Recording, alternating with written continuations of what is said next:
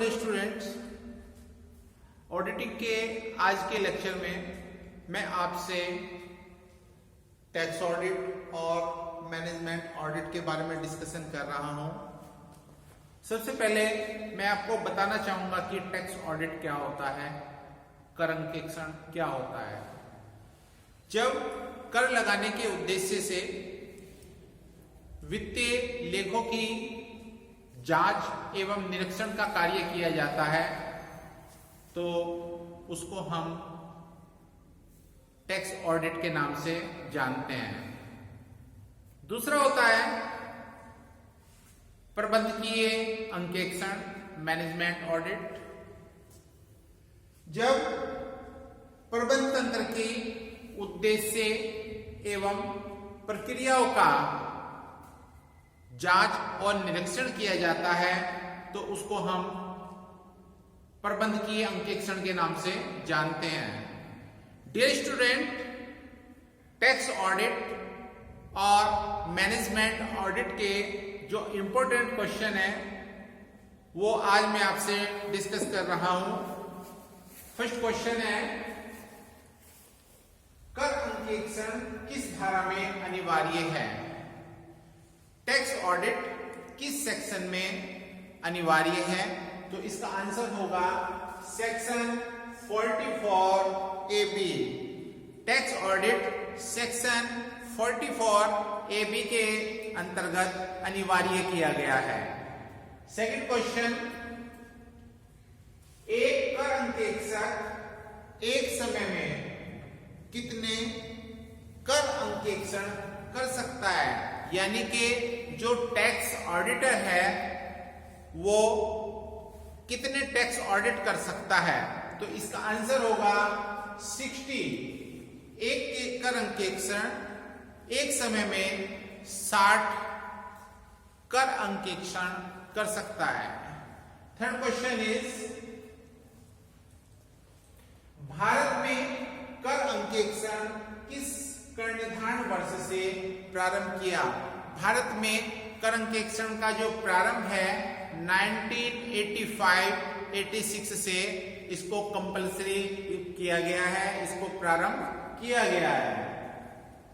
Fourth question is, पेशेवर व्यक्ति के लिए कर अंकेक्षण अनिवार्य है जिसकी गत वर्ष में सकल प्राप्तियां जो ग्रॉस रिसिप्ट है पेशेवर व्यक्ति की, यदि वो 50 लाख रुपए से अधिक होगी तो उसके लिए कर अंकेक्षण को अनिवार्य किया गया है।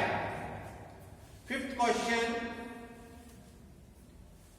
कर अंकेक्षण में निर्धारित तिथि से क्या आशय है?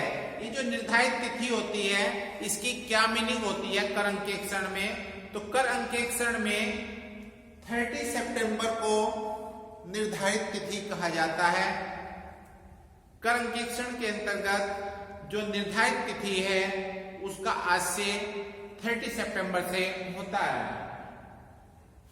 क्वेश्चन नंबर 6, कर अंकेक्षण ऐसे व्यक्तियों के लिए अनिवार्य है जिनकी कुल बिक्री अथवा सकल प्राप्तियां।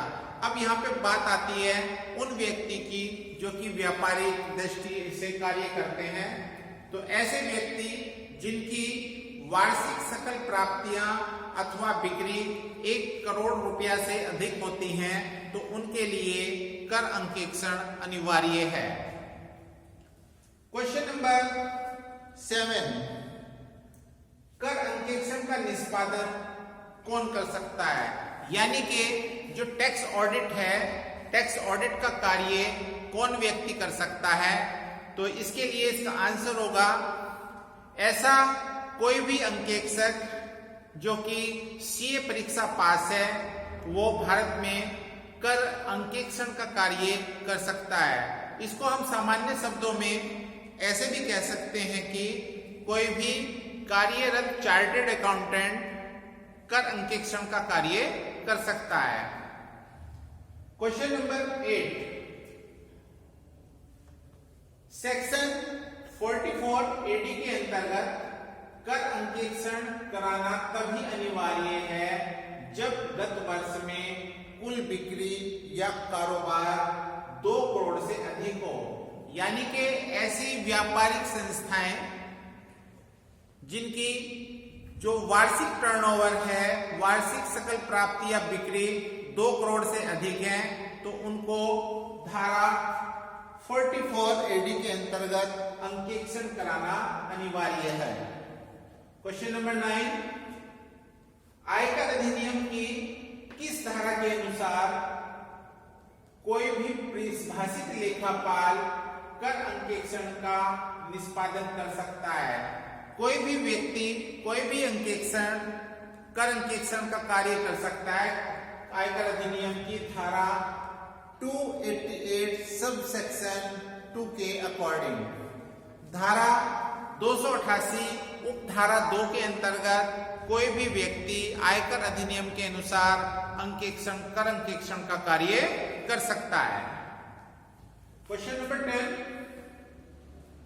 चार्टर्ड अकाउंटेंट अधिनियम 1949 की किस धारा के अंतर्गत कर अंकेक्षण कार्यरत चार्टर्ड अकाउंटेंट के द्वारा ही किया जा सकता है?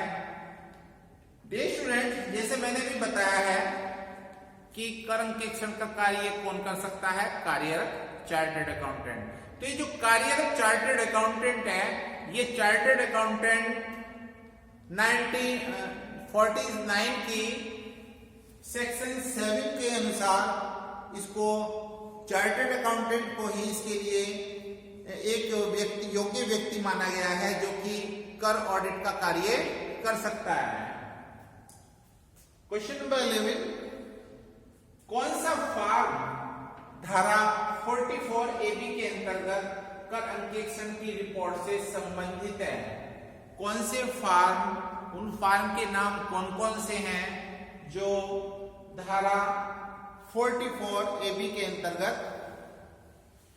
रिपोर्ट से संबंधित होते हैं? तो उनके लिए है form 3CA, form 3CB, form 3CD, यानी कि ये 3 फॉर्म हैं जो धारा 44 AD से संबंधित कर अंकेक्षण की रिपोर्ट से संबंधित हैं। क्वेश्चन नंबर 12, पर प्रबंध अंकेक्षण है जो मैनेजमेंट ऑडिट है, नवीन विचारधारा। जो मैनेजमेंट ऑडिट है ये नवीनतम विचारधारा है। प्रबंध अंकेक्षण का सर्वप्रथम प्रयोग कहां पे हुआ? सबसे पहले प्रबंध अंकेक्षण का प्रयोग अमेरिका में किया गया है। क्वेश्चन नंबर 14, प्रबंध अंकेक्षक की योग्यता है। प्रबंध अंकेक्षक जो होता है, मैनेजमेंट ऑडिटर जो होता है, उसकी क्वालिफिकेशन क्या होती है? तो इसके लिए कोई भी क्वालिफिकेशन निर्धारित नहीं है, कोई भी निर्धारित योग्यता नहीं है। क्वेश्चन नंबर 15, प्रबंध अंकेक्षण के अंतर्गत जांच की जाती है उच्च अधिकारियों के कार्यों की। जो अपर क्लास अधिकारियों द्वारा कार्य किए जाते हैं उनके कार्यों की जांच की जाती है। प्रबंधकीय अंकेक्षण किया जाता है। ये जो प्रबंध अंकेक्षण है, मैनेजमेंट ऑडिट है, इसका कार्य किस व्यक्तियों के द्वारा, किन व्यक्तियों के द्वारा संपन्न किया जाता है? तो इसका आंसर होगा किसी भी योग्य व्यक्ति के द्वारा। जो भी किसी व्यक्ति को भी योग्य समझा जाए तो उसको प्रबंधकीय अंकेक्षण का कार्य करने के लिए नियुक्त किया जा सकता है। 17, प्रबंध अंकेक्षण है ऐच्छिक।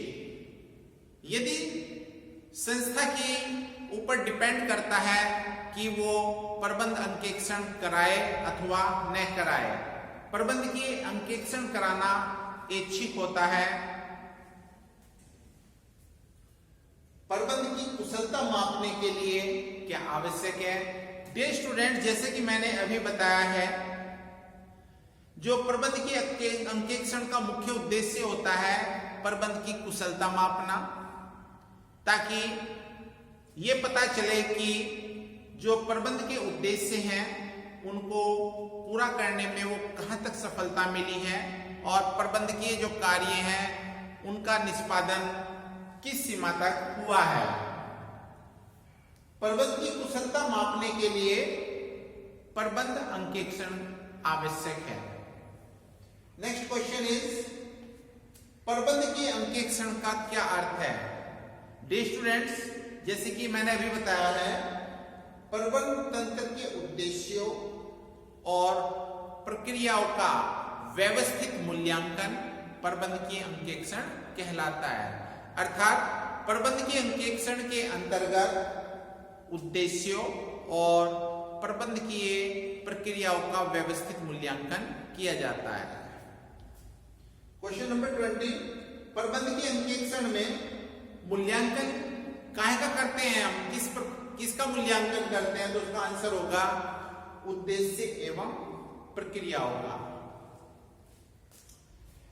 किस प्रकार के अंकेक्षण में संस्था की योजनाओं एवं नीतियों का विस्तृत परीक्षण किया जाता है, तो इसका आंसर होगा डियर स्टूडेंट्स प्रबंधकीय अंकेक्षण।